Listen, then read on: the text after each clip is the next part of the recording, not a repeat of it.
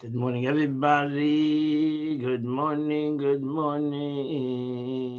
Bum bum bum bum bum bum bum bum bum ba da da da da da da da da da da bum bum ba dum. Good morning. Good morning. Good morning, everybody. As we continue in the Chitas, learning of Chitas. We start off with Chumash, the portion of the week, and today is the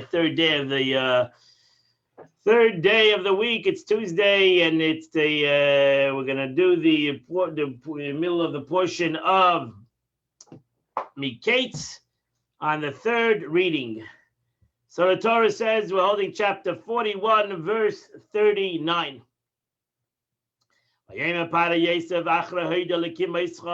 And Pharaoh said to Joseph, since God has let you know all of this, as called Zeus, all this ain novim v'chacham kameichay. There's nobody has more understanding than you.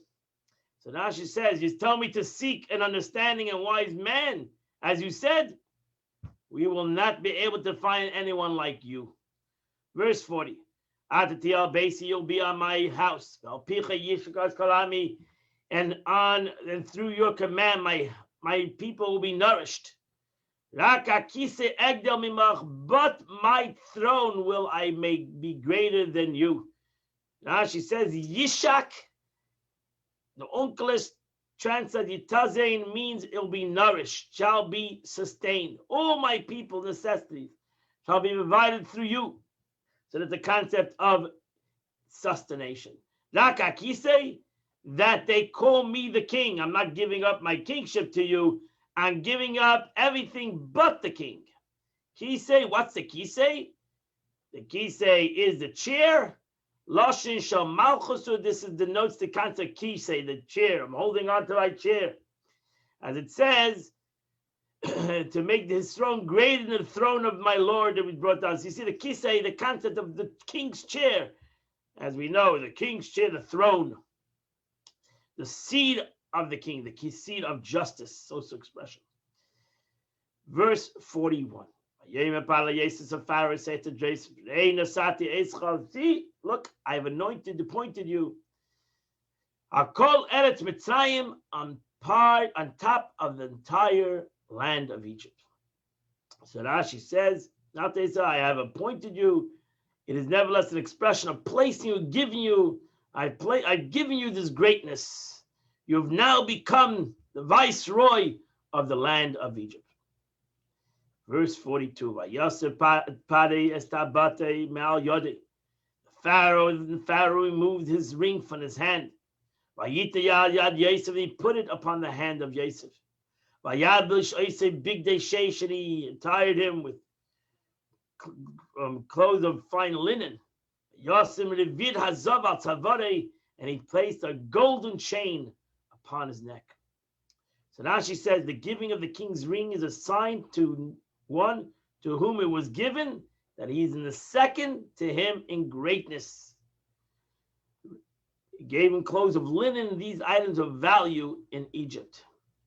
Revad, a chain, because it consists of links placed in a row. It's called a revad. Similarly, I have decked revadity in my couch. So having decked my couch with a row of ornaments. In the language of the Mishnah, surrounded by rows of stones. So revad is a chain. That's how you call a revad. It's called a chain. Verse 43. And then he had him ride on the chariot of the second rank, Hashaloi, which he had. And he called before him, Avrech. This is the king's patron. And he was appointed upon the whole land of Mitzrayim. So that's the second one in his chariot, which goes next to the king's chariot. Avrech, the Targum remnant, this is a patron of the king. The word Avrech, Aramaic is for king. Patron.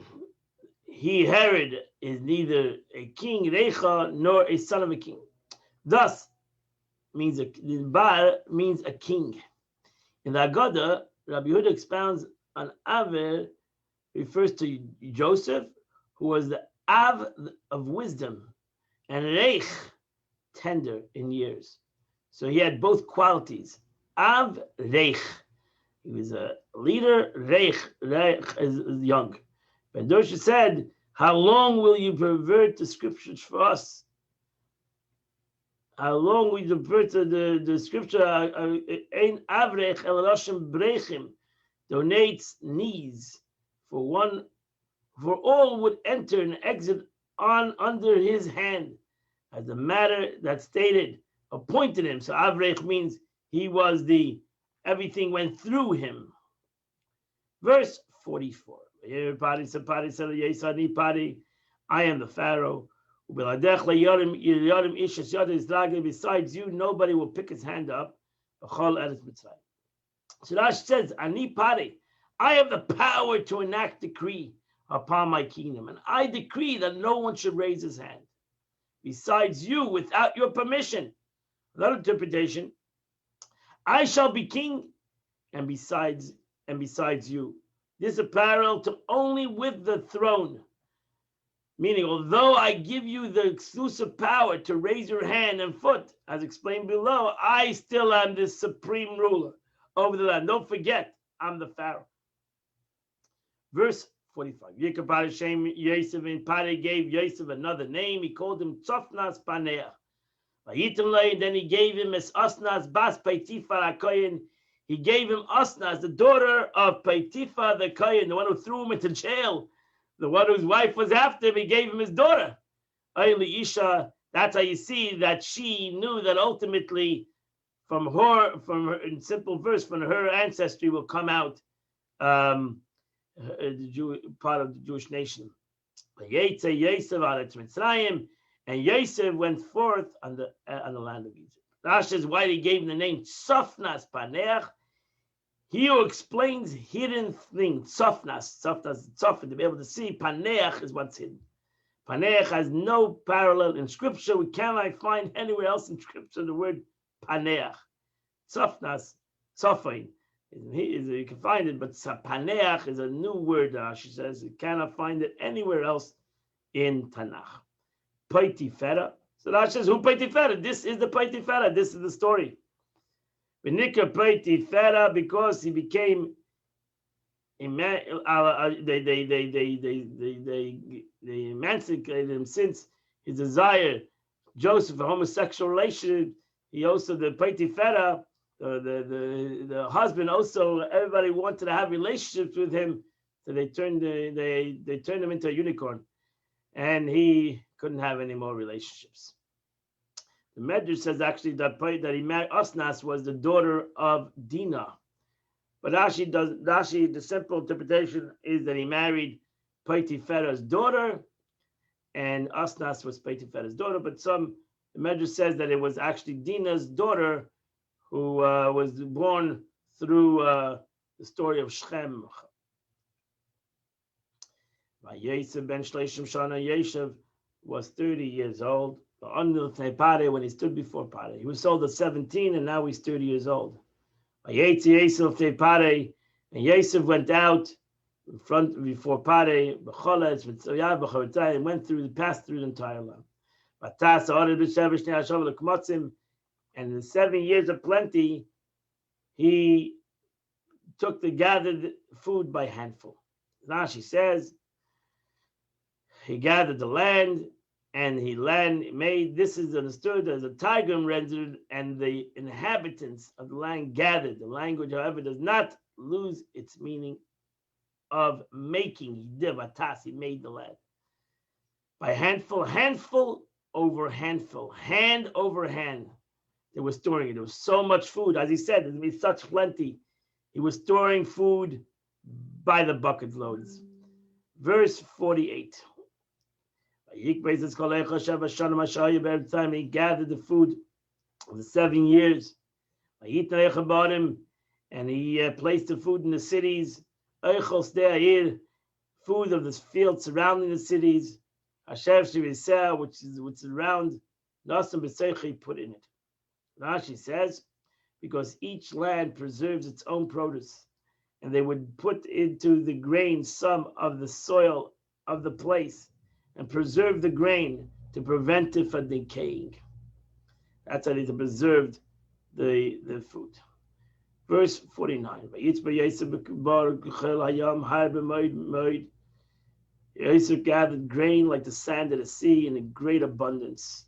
This became this unbelievable amount of grain that he gathered in those 7 years.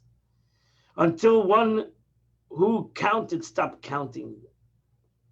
Because there was no number, and here key is used expression because. As we learned, Rashi taught us key has 4 different expressions. Verse 50. And Joseph had 2 sons. Before the famine came to Egypt,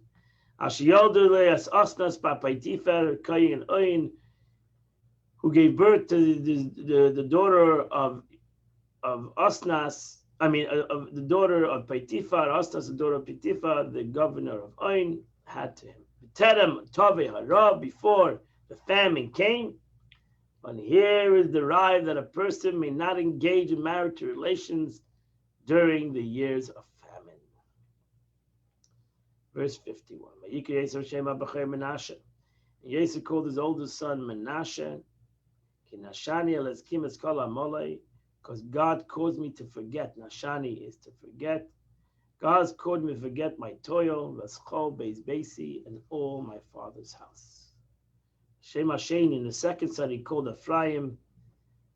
Ki Efrani Elikim be'eretz ani. God made me fruitful in the land of my affliction.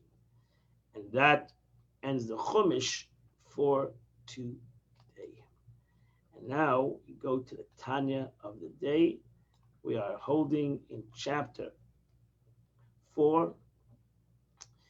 Continuing chapter 4 on the 29th of Kislev. And the Alter Rebbe continues. Now, since since Torah's command to clothe all the 10 faculties of the soul, and all the 613 organs from head to toe, that means that the Torah and the mitzvahs has the capability of being clothed from the highest level to the lowest level, because in every limb of my body, I can do all the 630 commandments through learning in my head, through talking with my head, saying the words of Torah with my mouth, and like I walk, giving tzedakah with my hands, and walking to the shore with my feet, etc. So then the soul is truly completely bound up with God in the bond of life. As Havaya Mamish, here we can use the entire body, we can malbush everything in the Torah mitzvahs, and we clothe ourselves totally from head to foot, with godliness. And not only, and the very light of God envelops and closes it from head to foot. As it says, God is my rock with whom I take refuge, which means that naturally only which surrounds a person can protect him. So the Eibishter, we say the Eibishter, not only do we surround God, but God surrounds us. As it's written, and with a shield, God will surround him. So we, again, by us doing a mitzvah, we have become a malbush for the Eibishter, for the mitzvah of God, and God surrounds us. Meaning his will and in wisdom that are clothed within the Torah and its commandments.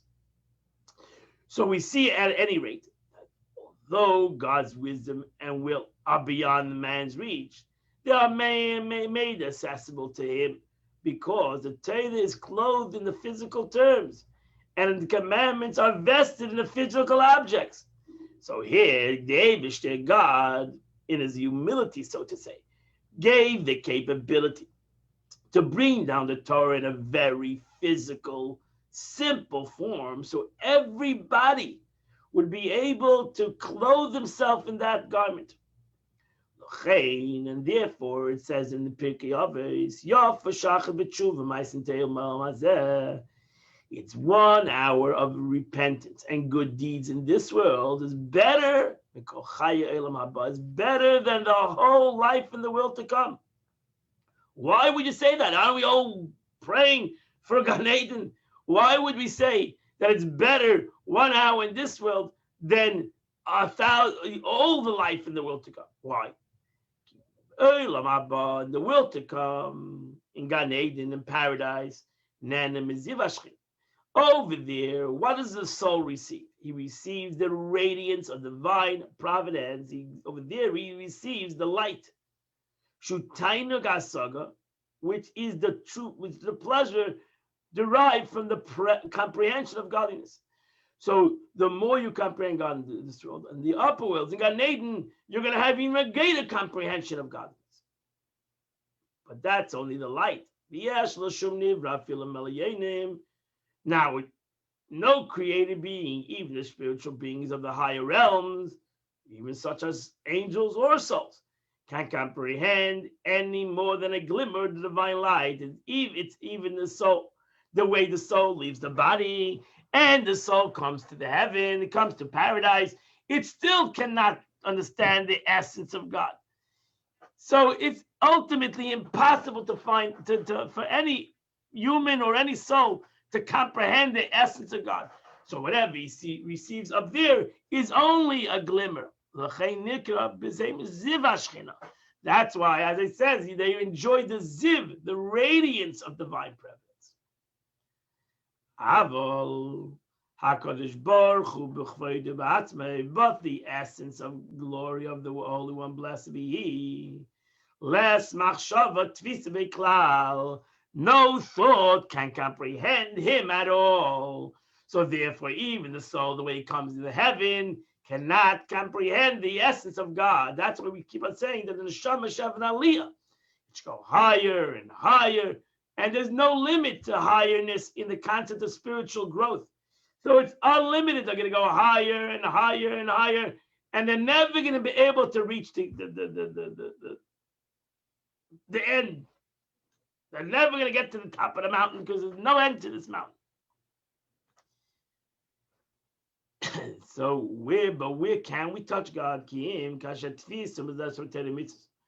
Only one apprehends and clothes itself in Torah mitzvahs does one grasp and clothe itself in God Himself. But in this world, here, when we do a mitzvah in this world, we touch God. So in the upper world, they only have an intellectual relationship. Over here, we have a physical relationship with God. And when we touch, when we connect with God, we connect to His essence. We're touching Him. And that's the beauty of a relationship in general. You can have a deep relationship with somebody, even though you don't know their essence, but you are connected to them. So too, you're connected to God when you do a mitzvah. Only when that's only one. For the Torah and the Holy One, blessed be, is one and the same.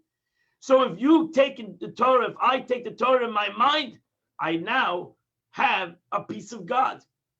If I put on tefillin, I now did the will of God. Whether I comprehend it, whether I didn't comprehend it, I now took my hand and connected to the essence of HaKadosh Baruch Hu. And you cannot do that in Gan Eden. Now you might think, although the Torah has clothed the lowly material things, and it's only these material things that man's intellect grasps when study of Torah, not the essence of God's will and wisdom. But nevertheless, it's like illustration, like we embrace the king. When you embrace a king, when I embrace a king, imagine this thing. Or I embrace somebody else, I give that example. If I love you and I embrace you, there's no difference in the degree of the closeness and attachment to the king. Whether he embraces him when the king is wearing one robe, Whether you wear many robes. It doesn't make a difference how many garments the king has. If I embrace the king, I embrace the king. Because the king's body is in his clothes. So here, the same analogy, even though the mitzvah is the king is garmented in a physical garment, so you really maybe cannot see the king's body. You can't see the essence of the king. But when you hug the king, and by doing a mitzvah, I'm hugging the king. Hugging is a concept of surrounding. That's a lavush. I surrounded the king, and he surrounded me. We are hugging each other. Even though the king himself is behind many layers of garments, and I'm not touching the king, I am hugging the king. Whether the king has many garments, whether the king has no garments. Because the king is in these garments. So too the king is in these words of the Torah. God is in these words of the Torah. God is in this mitzvah. And as the Alter Rebbe says, so too similarly, when the king embraces one with his arms, although he's dressed in many robes, doesn't make a difference. The king is hugging me. Do I say when the king is hugging me that the robes are hugging me? That his garments are hugging me? No, I say I got a hug from the king. So too in any human interaction, when I hug somebody, I'm hugging him. I don't say, oh no, his jacket hugged him. Oh, he has a jacket, he has a coat on him, he has a jacket underneath, he has a shirt underneath, he has other things underneath. Oh, they are hugging him. No, you hugged him.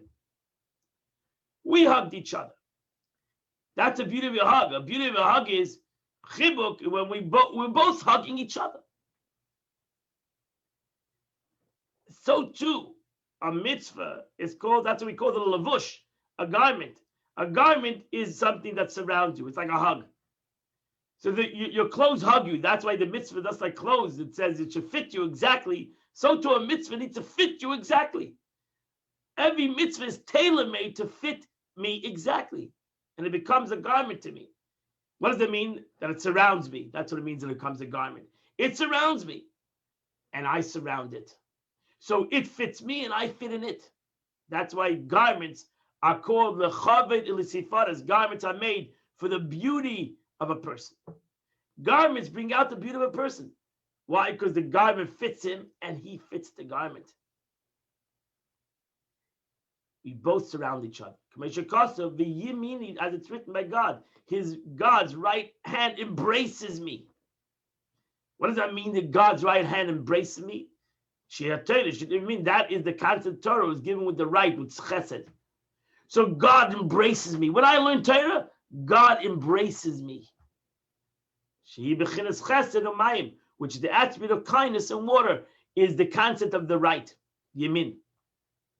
So God embraces me. When I learn Torah, I surround God and God surrounds me. We are in an embrace. As we learned once in Tanya, Kabbalah, we embrace God in the speeches, in the Shika, we are kissing, so to say. Well, taste is be about hate the Lashon Tvisa. Further explanation in the explanation to more fully elucidate the expression of grasp.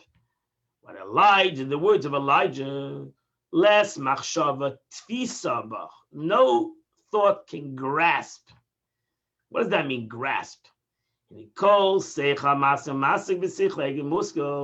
any intellectual perceives and understands some intellectual subject, the mind, the mind grasps that subject and encompasses it. Makifoi. Grasp. How do you grasp something with your mind? When you say you grasp something with your mind, it means it surrounds it. And what does that mean? And the subject is grasped and encompassed by and is closed within the intellect that understands and perceives it. So what does it mean? In the translation, the subject which now within a human intellect is surrounded and encompassed by that intellect, much as a material subject is surrounded by a hand that grasps it. So that's mean grasp in the brain. It surrounds it. It's a spiritual thing. When I understand something in my brain, it's more of a spiritual thing than me grasping something with my hand. When I pick up, I'm grasping this. But the subject can be said to be within the mind only once the mind has fully understood it. As indicated by the Alter Rebbe's use of the past tense, the intellect has understood and perceived it. But before mastering the subject, however, while the mind is engaging in analyzing its detail, the subject is still above the mind.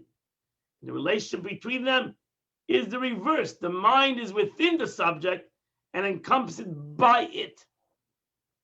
So that's why you have a double thing happening over here when we're trying to understand something. When we're trying to understand a subject, first we're enclothing ourselves in the subject. The subject is enclothing us.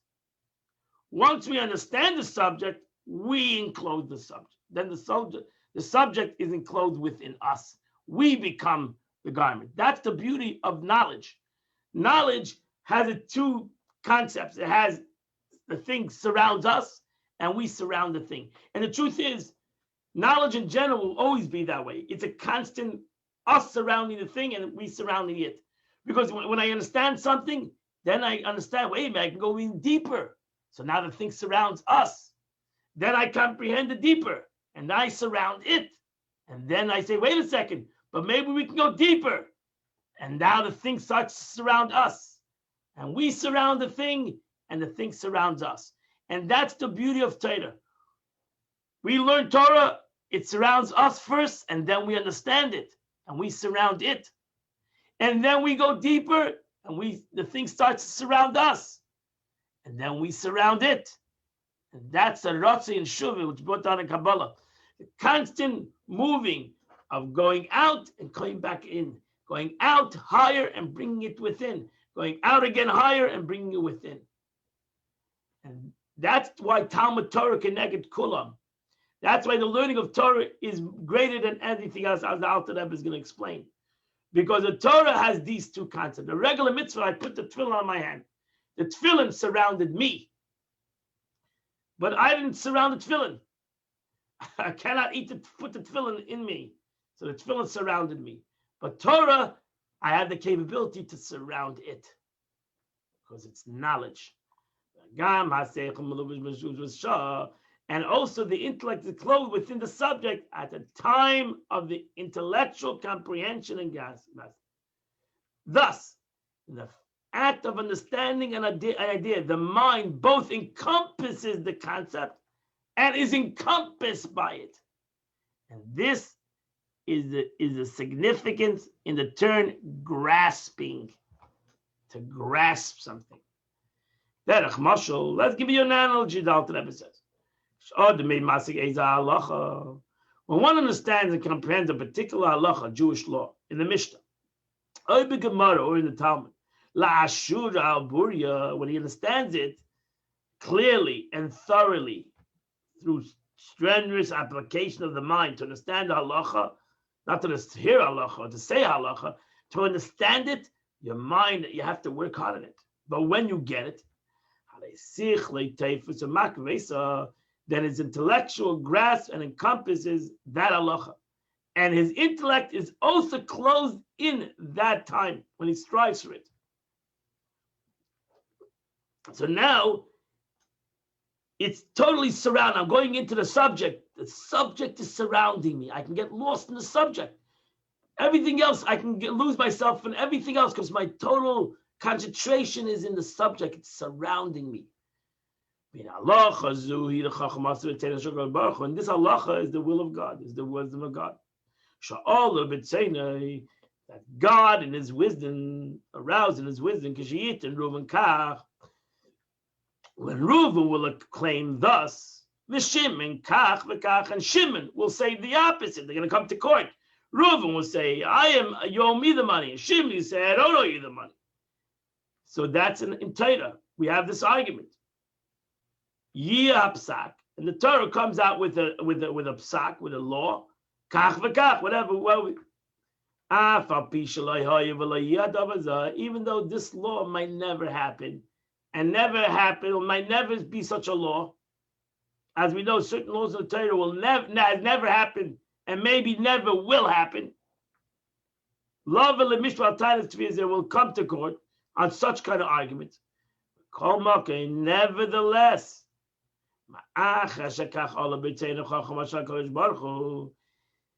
since it aroused us in God's will and wisdom, that if one person would claim this way and the other person the other way, the verdict shall be such and such.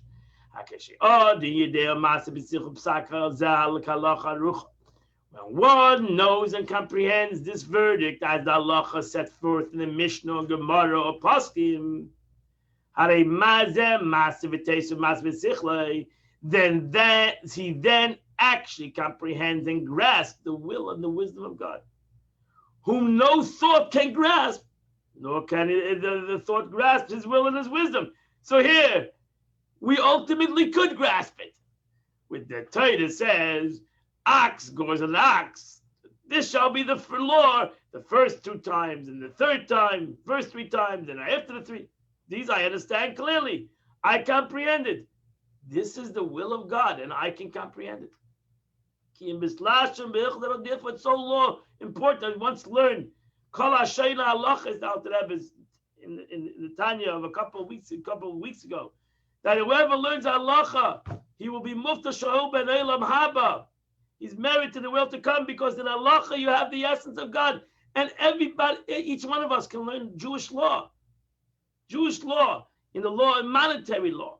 We should learn Jewish monetary law even, which we can comprehend logically, and at the same time, this is what God wanted.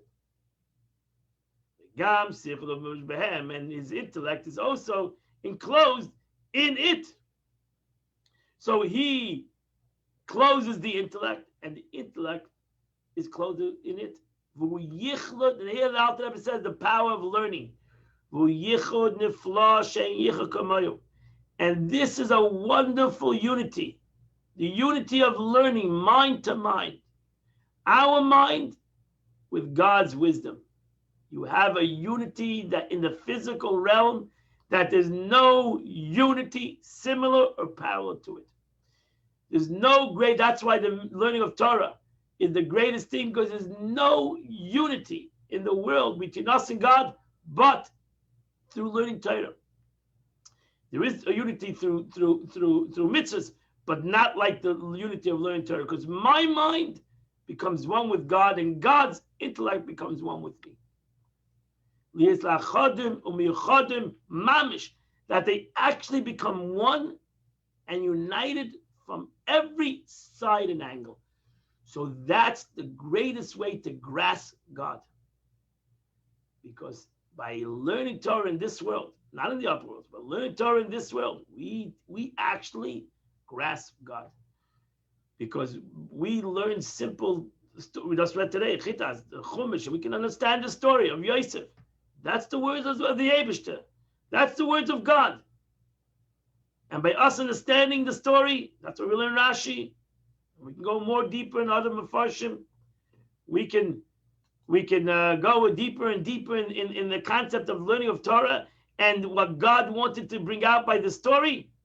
And that's how we are surrounded by God, and we surround God, and we become united. And the Alter Rebbe uses the expression here that there's no greater unity in this world with God than through simply learning Torah, each person according to their capability.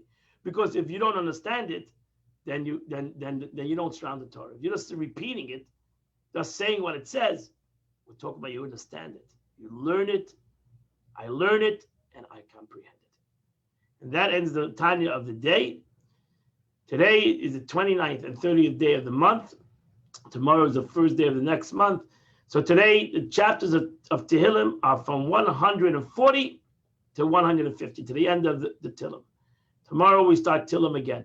So it's 140 41, 42, 43, 44, 45, 46, 47, 48, 49. And the last chapter of Psalms in the book of Psalms is 150. So it's 140 to 150. Have a beautiful, wonderful, gorgeous day. Happy Hanukkah still. And we'll see you tomorrow morning at 8 o'clock. There's Chodesh, new month, the month of Tevis, as we continue to learn Chitas together. Have a beautiful, happy, and healthy day. You too, Rabbi. Thank you very much. You're welcome.